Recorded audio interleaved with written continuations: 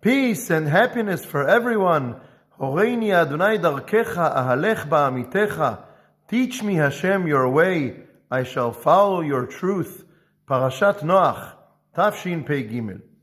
Today we will discuss the process that is revealed in Parashiot Bereshit and Noach, and the continuation of this process will be revealed in Parashat Lech Lecha, and Bezrat Hashem we will discuss that next week as a continuation of our words today.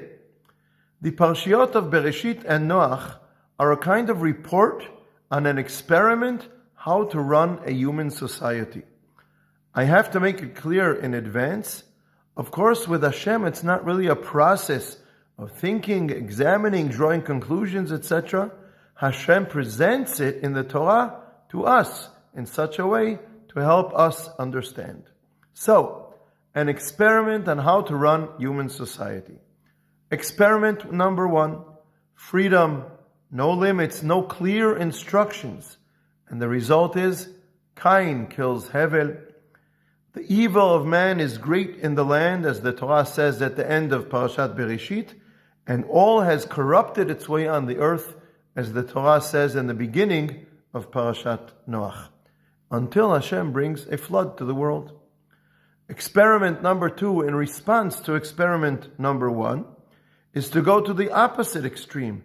Rigid boundaries, no freedom, which lead to uniformity. All people are the same, one language and uniform words, as we see in the Tower of Babel.